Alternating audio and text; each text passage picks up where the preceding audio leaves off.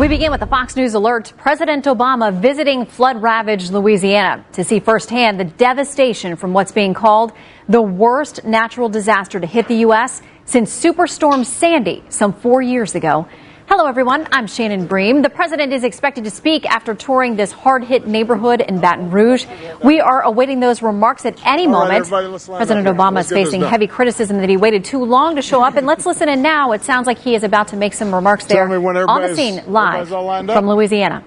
Come on, we got another member of Congress here. Well, to begin with, I just want to say thank you to the outstanding officials behind me who have been on the ground working 24/7 since this flood happened. It begins with outstanding leadership from the top with Governor John Bel Edwards, and we very much appreciate all the outstanding work he's done. His better half, the First Lady of Louisiana, I know has been by his side every step of the way, and we are grateful for her. I know they've got their own cleaning up to do because the governor's mansion was flooded as well.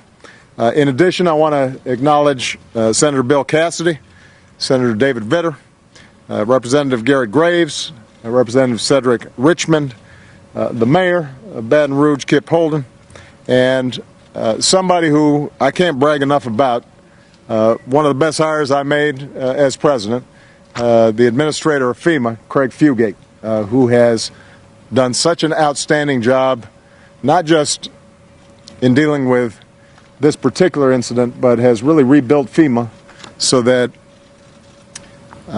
there's a change of culture. And everybody knows that when a disaster happens, FEMA's going to be there on the ground cooperating with state and local officials rapidly and with attention to detail, and keeping the families who've been affected uppermost in their minds. So we very much appreciate everything Craig's done. It's hard, by the way, for Craig to be here because he's a Florida Gator, and he's been seeing a lot of LSU T-shirts as we've been passing by. I just had a chance to see some of the damage from the historic floods here in Louisiana. I come here first and foremost to say that the prayers of the entire nation are with everybody who lost loved ones.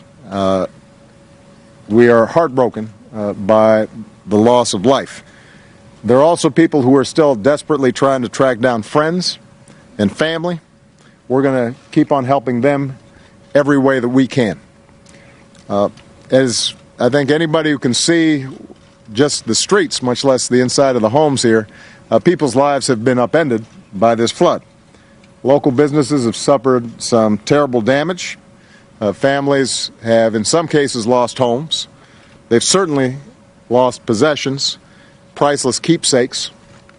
I was just speaking to a young woman whose husband died shortly after the birth of her second child, and she was talking about how her daughter was trying to gather all the keepsakes that she had in her bedroom that reminded her of her father.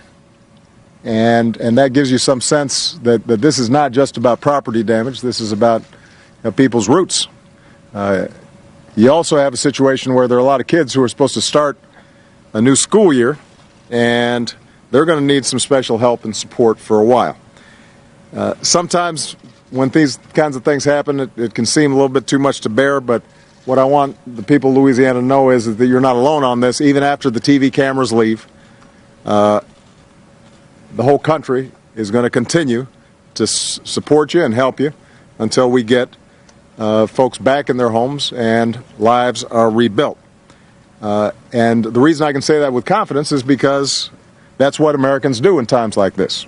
I saw it when I visited displaced Louisianans when I came down here as a senator after Katrina.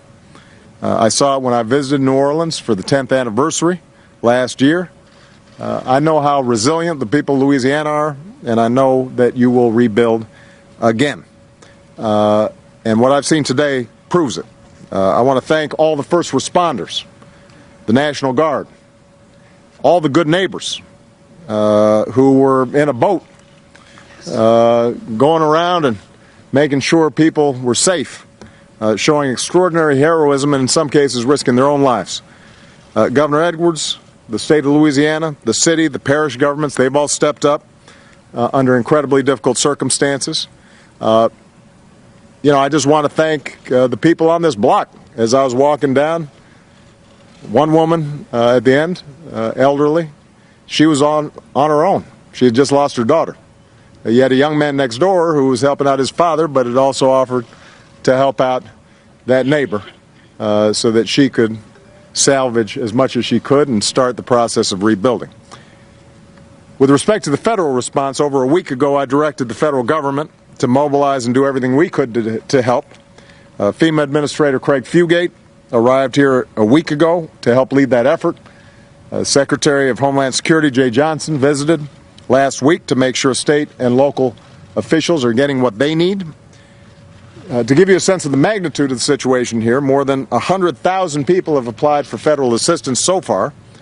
As of today, federal support has reached $127 million. That's for help like temporary rental assistance, essential home repairs, and flood insurance payments. FEMA is also working with Louisiana around the clock to help people who are displaced by floods find temporary housing. And any Louisiana family that needs help, you can find your nearest disaster recovery center by visiting FEMA.gov or calling 1-800-621-FEMA. I'm going to repeat that, FEMA.gov or 1-800-621-FEMA. Now, federal assistance alone is not going to be enough to make people's lives whole again. So I'm asking every American to do what you can to help get families and local businesses back on their feet. If you want help,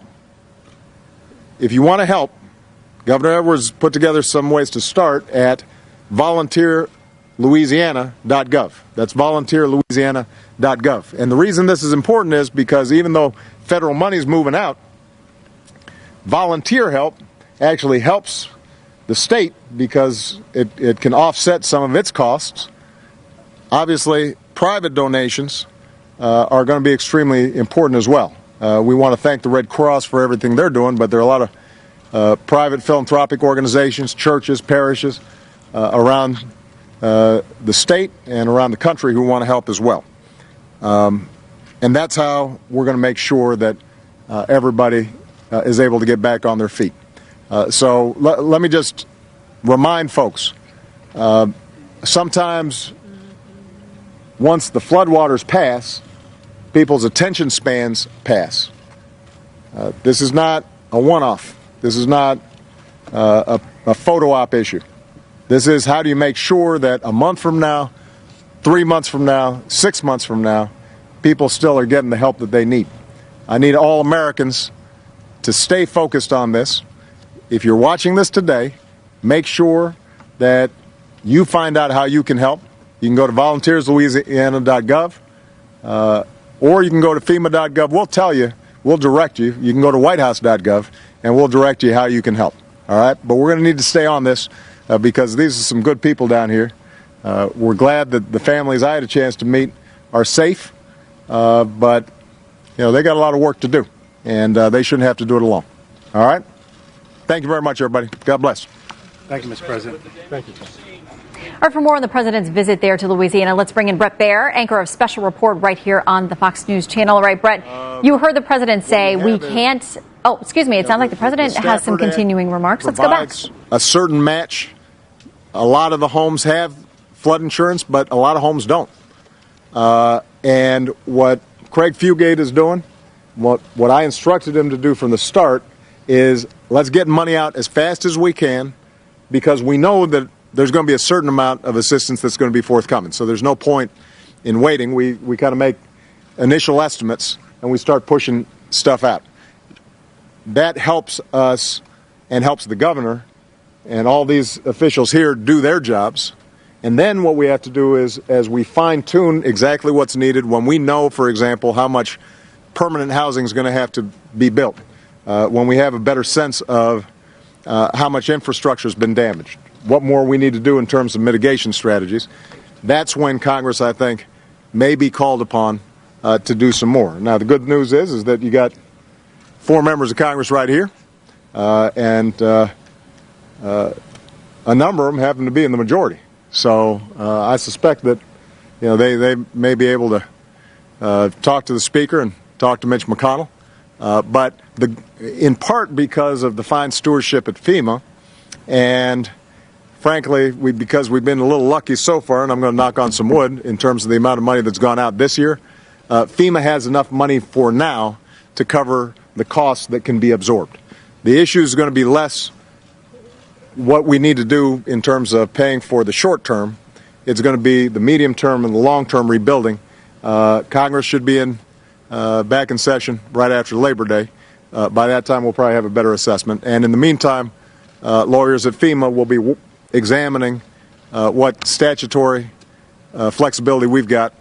And I know the governor's been right on top of making sure that Louisiana gets everything that it can get in order to help rebuild. Mr. President, do you worry about that site becoming politicized and the trip here becoming politicized? No, I don't.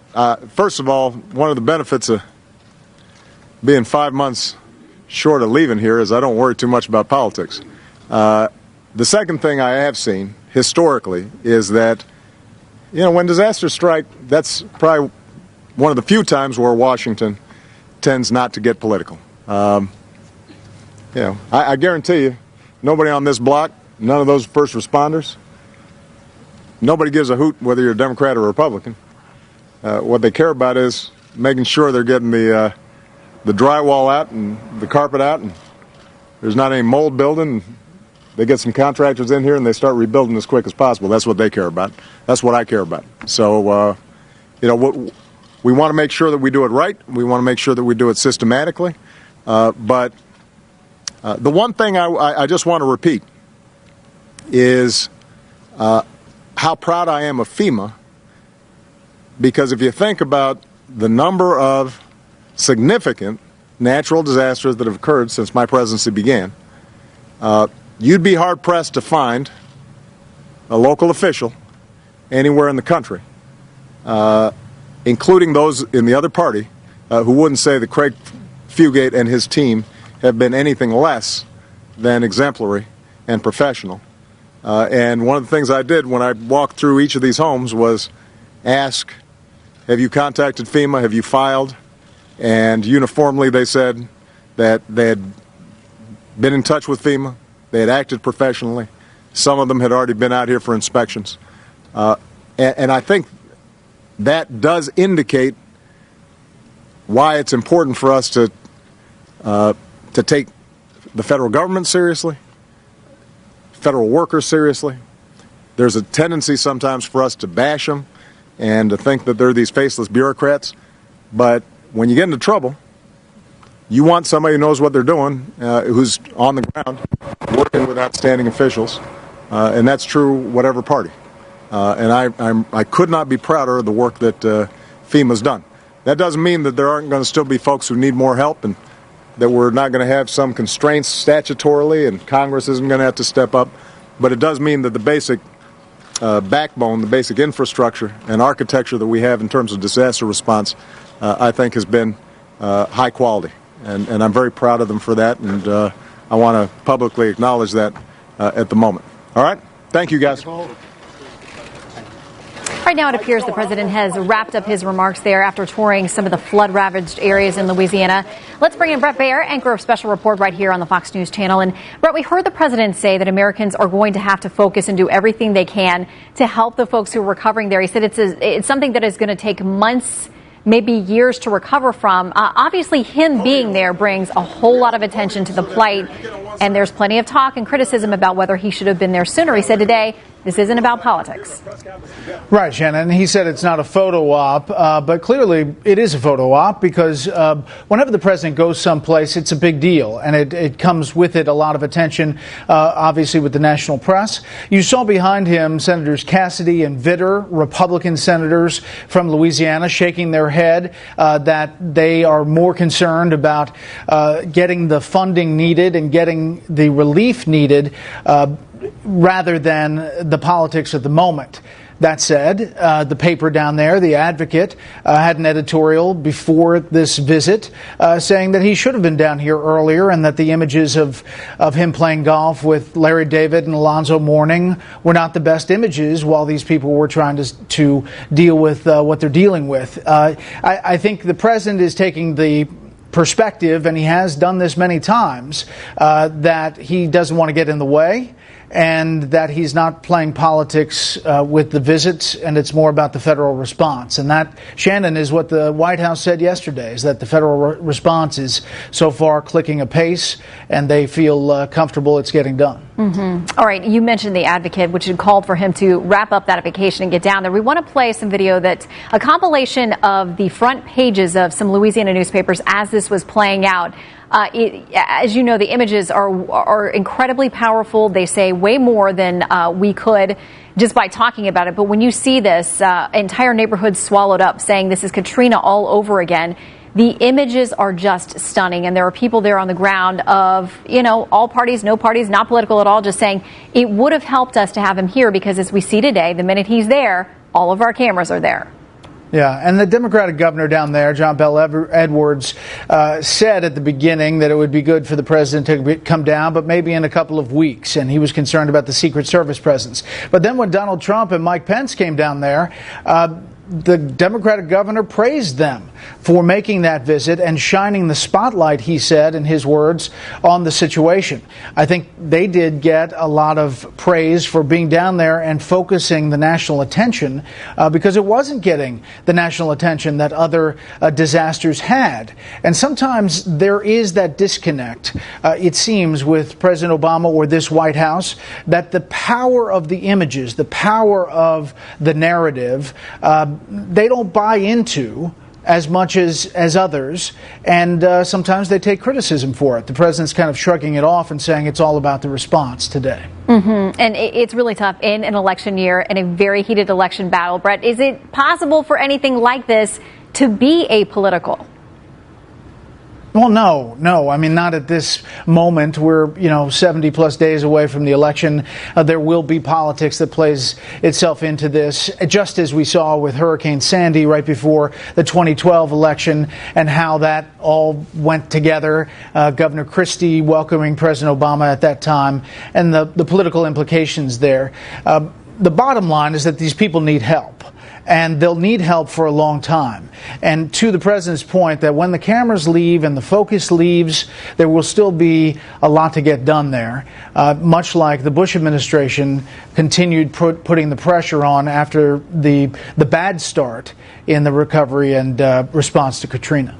Yeah, and we're watching there live as the president is shaking hands and thanking folks. He had a lot of praise for not only the official sources, like FEMA, like the first responders who have risked their own lives, the National Guard. He talked a lot about, though, things we've seen over the last few days, neighbors who took their own boats out. I know people personally who have family members down there who literally that was the only way they could be rescued. This moved in so quickly. And yesterday, seeing volunteers already there, cutting out drywall, shoveling out homes. I mean, it really is a great opportunity to see the goodness of Americans who go for no reason other than to help someone else, whether they know them or not. That's the best part. I mean, it's a horrible tragedy. It is when you see people losing everything in their homes and having to get out in a matter of, sometimes minutes or a couple of hours, and then seeing what's left. The good part is what you see is the volunteers, the people who go down there, the people who are down there just because they want to help. And, listen, the presidential visit means a lot, but really what means a lot is the Americans and the neighbors coming out and helping each other. Yeah, the president continually directed people to FEMA.gov, to WhiteHouse.gov. He said the feds have already paid out $127 million in assistance so far. He said he thought it was best to just get it moving and they can fine-tune the response as they get down the road. But there are people with immediate needs, and so many people, Brett, it turns out, who live in this region and had no flood insurance on their homes. Yeah, well, this happened extremely quickly. It was not expected, and that to hear the the tales of how fast the river rose there is pretty amazing. You're right that the federal response and making sure that that moves quickly is the bottom line, because if there's criticism on that front, as well as criticism of him being late to the game, then you've got a real potential impact. But so far, we're hearing that money and that assistance is moving quickly. He did mention that it's possible lawmakers that Congress will have to step in and to do some additional funding, or at least look at what the needs will be there. You and I have watched over the last few months as the battle over Zika funding has played out, with side issues, with amendments, with strings attached to things. How do you think Congress is prepared, on recess now but back soon, to tackle yet another fight over something that everybody would agree there is a need there? It seems it comes down to how do you pay for it? Yeah, it's all about how do you pay for it. There is a tradition that usually the funding for emergencies like this goes through smoothly, but we saw with Hurricane Sandy some back and forth about the specific dollar amounts and what was listed on that. I don't think Congress is well positioned to move anything really quickly, even something like Zika funding or emergency preparedness. We'll see, but the pushback within both parties has been fairly significant. Yeah. Any chance you think that they maybe take this as an opportunity to join forces and say, as the president said, listen, during the middle of a disaster, people don't care whether the person who shows up to help you or work on your home or rescue you on that boat is a Democrat or Republican. Potentially an opportunity for them to work together on something, because it's just not something we see a lot in Washington. Hope springs eternal, Shannon. Well, all right. Brett, we thank you for joining us as we break down the president's visit there to Louisiana. We'll see you tonight at 6 o'clock on Special Report. Our new developments in the way the Clinton Foundation handled donors during Secretary Clinton's tenure at the State Department. Judicial Watch will get to question Hillary Clinton under oath. We're going to talk to the president of that watchdog group who has unearthed so much news in this case. That's coming up.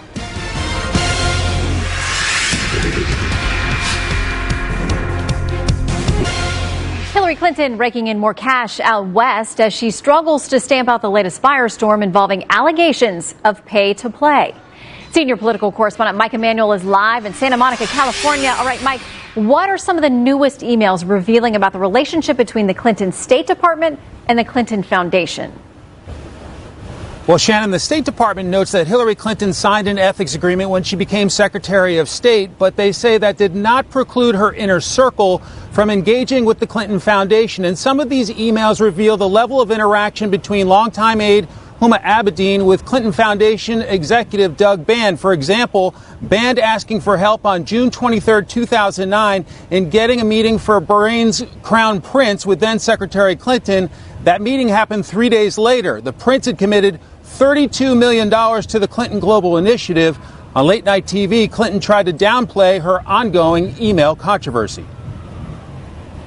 About 15,000 emails that have been recovered by the FBI, some of which may be released just days before this election. Shannon? And speaking of which, Mike, what is the very latest in the state of this race? Well, a new poll out just this afternoon reveals a very interesting race developing in battleground Missouri. Take a look at the Monmouth survey. It has Donald Trump with a very slim lead, 44% to 43% over Hillary Clinton, with 8% saying they'll vote Libertarian. Independents are divided in this survey, and today's Clinton's running mate ripped Trump on the nature of his campaign. The campaign is kind of being run in a little bit of a, not ask what your country can do for you, but not ask what you can do for your country, but hey, what can this campaign do for me? And that's not a business practice, frankly, that should make us feel too warm and fuzzy.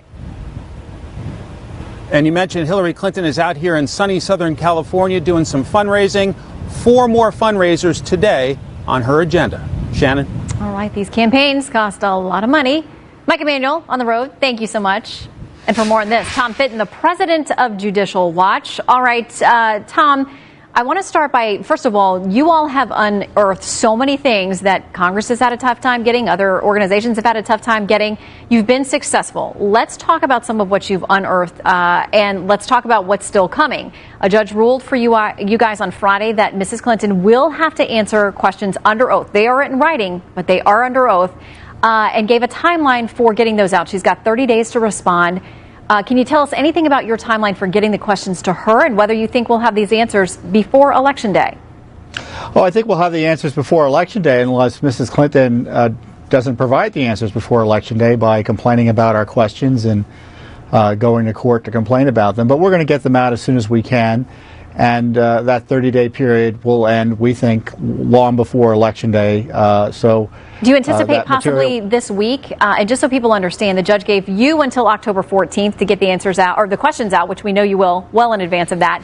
And then she has 30 days. That starts the clock ticking once you get her the questions. Yeah, it won't be this week. I can't tell you when it's exactly going to be because, the court issued a ruling. We have to be careful about what we ask Mrs. Clinton, and we're going to be careful about it, but move quickly. Okay, so let's talk about some of the emails that we have seen surface in recent days.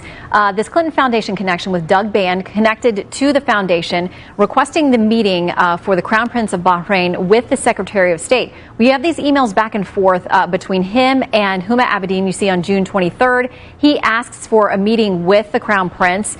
June 23rd, she says that Clinton won't commit. Then June 25th, Abedin says Clinton does agree to go through the meeting. And some say, the Crown Prince could not get access through the normal State Department channels, but in filtering the request through the Clinton Foundation, where there was a significant donation made, then the access was granted. There's a picture of them meeting there, as you can see. Yeah, it raises questions as to why she broke her ethics agreement. I don't understand the State Department's defense of Mrs. Clinton here. Her two top staff, Cheryl Mills and Huma Abedin, are fielding requests from the Clinton Foundation, even as she promised to stay out of it. And by the way, Ms. Mills and Abedin had worked with the Clinton Foundation, and under Obama's ethics rules were prohibited from participating in foundation-related activities while working at the government for at least 2 years, absent some type of waiver. They didn't get any waiver that I'm aware of. So the ethics rules have been broken 6 ways to Sunday. And there may have been criminal violations of law if public office and public benefits were given to for private gain and to the benefit of the Clinton Foundation improperly. How do you respond to Clinton supporters in the Clinton campaign calling you guys nothing but a right-wing, essentially a group on a witch hunt after the Clintons since the 1990s, and you're only making these requests to smear her and hurt her in the campaign? We didn't know about Clinton's email. She's the one who did this Clinton email scandal. She's the one who violated the rules that the State Department had. She knew what she was doing. She deleted emails. Those deleted emails are only coming out as a result of an FBI investigation by the Obama administration. These new Abedin emails, by the way, were turned over to the State Department in September of 2015. We only got them a few weeks ago. So the timing is one of Mrs. Clinton and her aides' own making, and it's helped along and enabled by the cover-up by the State Department. So Mrs. Clinton engages in a cover-up, breaks all the rules, the State Department helps her along, and who does she blame? Judicial Watch. She's ethically challenged, and she doesn't like our calling attention to it, and she doesn't think she should have to be held accountable to the law. And rather than take on the courts directly, she's pretending that we're the problem, not her. Well, a federal judge appointed by her husband has ordered her to answer these questions under oath. So keep us up to date on your timeline, and we will watch it play out. Tom Fitton. Thank you. Thank you very much. The Trump campaign firing back against claims the GOP not. This is a Fox News alert. Donald Trump campaigning in the Lone Star State, shining a spotlight on the need for tighter security along the border.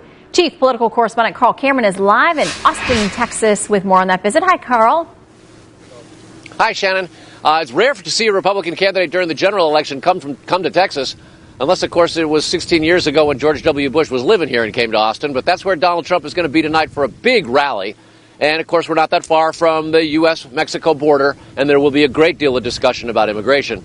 The Trump campaign has actually been trying to change the subject a little bit to focus more on Hillary Clinton's email problems and the discovery of the now additional 15,000 emails, making the argument that there should be a special prosecutor appointed. Trump said so last night. First time he's ever said anything like that, though his crowds regularly chant, "Lock her up."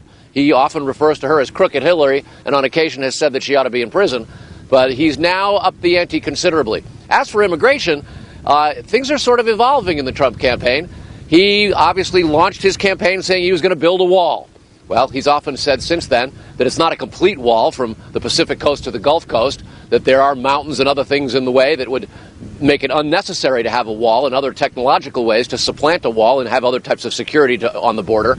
As for his plan to have a ban on all new Muslim visitors and immigrants, that has now changed to what he describes as extreme vetting, without much more specificity than that. And when it comes to how he will take care of vetting people from around the country, that extreme vetting falls short in an awful lot of minds. And then there's this aspect of what he would do with the 11 to 18 million illegal immigrants, undocumented aliens in the country right now. And for the last 14 months, he's been saying he's going to get them out quickly, so fast it would make everybody's head spin. But now, in addition to the cancellation of an immigration speech that was planned for this week, that appears not to be the plan. And what Trump is saying is that, among other things, he will follow the laws as they exist and have been utilized by President Obama and George W. Bush, who Trump noted last night deported a lot of people, mostly criminals, based on that. So that much we know. The rest, according to his campaign manager, Kellyanne Conway, is sort of in flux as he talks to a lot of authorities on this and formulates what the ultimate plan will be. Shannon? TBD, as I recall. Carl Cameron, thank you so much. Good to see you. Thanks, Shannon.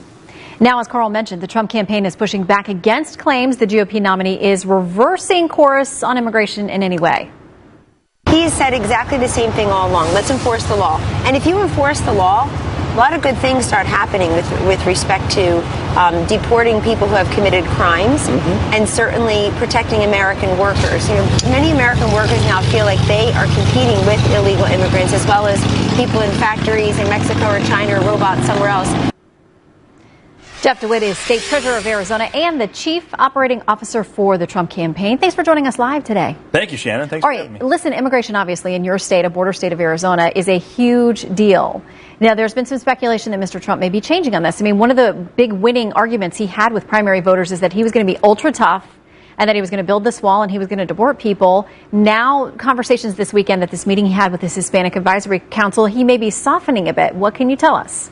Well, again, the number one goal is to enforce the laws we have and have a strong immigration policy. We want to know who comes into our country and make sure everyone's vetted. If we're going to bring people in from other countries, we need to know who we're putting next to our families and our children and our schools so that bad things don't happen. He hasn't changed his stance on that at all. So it's funny how with Donald Trump, and it seems like he really gets unfair treatment more than anybody, they will take a snippet of a sentence and they chop the front and the back, and they use these things to make it sound like he said something he didn't. But he hasn't changed at all. And in fact, at some point coming up, there will be an immigration policy speech in which he will lay out even further steps as to how that he'll go about, how we go about the plan that we have in place. Why the hesitation? Because we thought that speech was coming sooner than it looks like it will come now. Is he still gathering ideas, formulating policies? Why aren't we getting it when we thought we would? Well, again, any presidential campaign, nothing is set in stone. And that's because, we had this new revelation, the country did, about Hillary Clinton's 15,000 emails. The last thing you want to do is come out with a policy speech right now and step on that. And something I like to say is when you have a wave like that, you surf that wave all the way to shore. So we have the 15,000 emails right now, the revelations that she further lied, and now there's coming out with some of the information that is in those emails that shows that she is a pay-for-play candidate. Why would we want to talk about anything else but that right now? Well, and that is something that Mr. Trump has been criticized about in the past, that when there have been difficult, bad news days for her, that he has stepped on it with other things, whether it's comments, speeches, things that maybe he could have let that air out a little bit. So we'll see about that. In the meantime, I want to play a little bit of what he told our own Bill O'Reilly last night.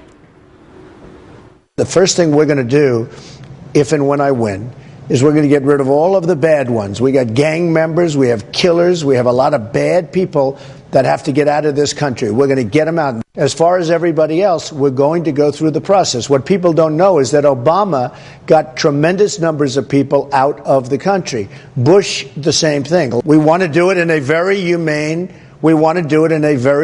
manner. All right, there's been a lot of so-called prosecutorial discretion where this administration has told people, ICE officials and ICE officers who have said, listen, we can't even do our job because this administration is telling us that we can or can't deport certain people. Will he roll back some of those executive orders? How in the world is he going to say we're just kicking out every gang member? How does that work? Well, the first thing, Shannon, as he pointed out, is we have to enforce the laws that are on the books, and we have to allow people to do their jobs. And when the Obama administration has told Border Patrol to stand down and not do their jobs, that is what's allowing a flood of more of, as we call, the bad people to get into our country. So we have to enforce the laws in our books, and we have to allow Border Patrol and the other agencies that deal with this to do their jobs. And as he said, that's one of the first steps he's going to take. Well, we will look forward to the speech. Jeff DeWitt, thank you very much for joining us today. Thank you, Shannon. Thanks for having me. Our new indications of deep ties between the State Department and the Clinton Foundation, including quickly arranged meetings with big-time donors. Now Congress is issuing subpoenas. Greta Van Susteren, the one and only, weighs in next. And an annual rafting. New fallout for Hillary Clinton over her use of a private email server. House Republicans Monday issuing subpoenas to technology firms that had some involvement with Clinton servers. They have until September 9th to turn over all related documents to congressional investigators. Greta Van Susteren is anchor of On the Record here on the Fox News channel and joins us live for more. All right, Greta, what do you make of these subpoenas? You know the legalities that go on here. Do these companies, you think, comply or fight back? Well, they're going to fight back, of course. You always fight a subpoena, but, it's very interesting that the House Republicans want this, and I don't blame them for wanting them. There's some politics involved in this, as you very well know, Shannon. But look, emails keep surfacing since we were told that the whole universe of emails are out there. Look at the almost 15,000 documents and emails that the FBI has come up with, and we just learned about yesterday. So it does seem a little bit sort of fair play, to be curious. And naturally, there is a lot of politics involved with this, but Secretary Clinton, she's created this problem for herself. What do you make of her last night on late night TV laughing about it and saying, I feel embarrassed that my emails are so boring? Well, she knows that a lot of people who might be watching that show aren't watching the news during the day and during the evening and may see the more serious discussion about these emails and the fact that they're classified. So naturally she's trying to reach a different audience. We saw that President Obama very effectively did that in the last race. He'd appear on Ellen DeGeneres, which is a different audience, and it's a great show, different audience. And so that's what she's trying to do. She's making a joke about it, but frankly, a lot of people don't think it's particularly funny. And she might worry about it come time for the debate. She's going to have to answer the question about those emails that she's not answering in press conferences. She hasn't had a press conference since December, and so these are questions she will face at the debate. Yeah, you and I have plenty of questions for her. We would love to see a press conference. In the meantime, I got plenty for.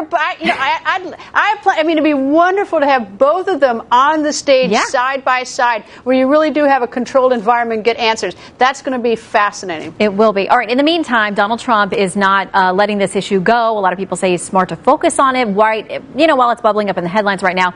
Here is a bit of what he's had to say about what he thinks should happen in this case. The amounts involved, the favors done, and the significant number of times it was done require an expedited investigation by a special prosecutor immediately. Greta, explain for us what a special prosecutor does and what are the odds that one actually gets appointed? Probably zero. And a special prosecutor is someone that's appointed by the Attorney General of the United States to investigate something, usually when the Justice Department has a conflict of interest or something like that. And they've already declined to prosecute via James Comey, the FBI director's recommendation. It's different from an independent counsel, which we no longer have. That was Ken Starr. That was someone who was appointed by 3 judges, and that's further removed from the Justice Department. Look, there's a lot of reason to be curious and suspicious and everything about the emails. I don't think we're going to get the answer through a special prosecutor, because I don't think that Loretta Lynch is going to pick up the phone and appoint a special prosecutor when she's already decided she's not going to do anything about it. In the meantime, we have these emails we're talking about in recent days that appear to show some conversations between folks at the Clinton Foundation and the Secretary of State or her office, other people related to her, some kind of go-betweens. And one of these issues that we keep focusing on is this meeting of the Crown Prince of Bahrain. We now have pictures of the meeting when they eventually got together. It looks like, from the appearances, from what we can see and what we know so far, is that efforts to go through the State Department to meet with her didn't work, but efforts to go and have a meeting with her through the Clinton Foundation did work. Yes, I think that's probably pretty clear. Now, what has never been established is that she did any favor for him other than meet, which is a very important distinction. I mean, there's no one is saying that, at least not right now. But, the thing is that the two emails that you're talking about were from Doug Bann, who's attached at the hip to Bill Clinton. Everybody in Washington knows. And it went to Huma Abedin, who's attached at the hip to Secretary Hillary Clinton. And it came with, he's a good friend of ours. Wink, wink, nod, nod. Meaning, can you get him a photo op with the Secretary of State? But he got his photo op. As far as we know, there were no favors, no policies, nothing associated with it. But look, he gets his picture taken, he gets to bring it home, he gets to put it on his desk and show all the world leaders, look, I'm pretty tight with the Secretary of State of the United States. So that has value to him. And as you and I know, access is everything in Washington. In the meantime, I want to make sure we touch on this poll because at least it seems like the public is a bit skeptical about this as much as her campaign says it's nothing and it needs to go away. Has she been honest about how she handled the email while Secretary of State? 64% say no, 27% say yes, and yet Greta, in almost every poll, she continues to lead. Yeah, absolutely. But the same thing is that people say they don't like Donald Trump's language, yet all his supporters are quick to support him with passion. Go figure. These two candidates, in spite of some of the scars that they each have and some of the problems that they each have, still have great passion on their side of the aisle. So, I'm not surprised by these numbers. People don't trust, I think, either one of them in a lot of ways. So, we live in strange times, Shannon. Yes, we do. All right, Greta, we'll see you 7 o'clock Eastern tonight for On the Record. Thank you. All right, what happens?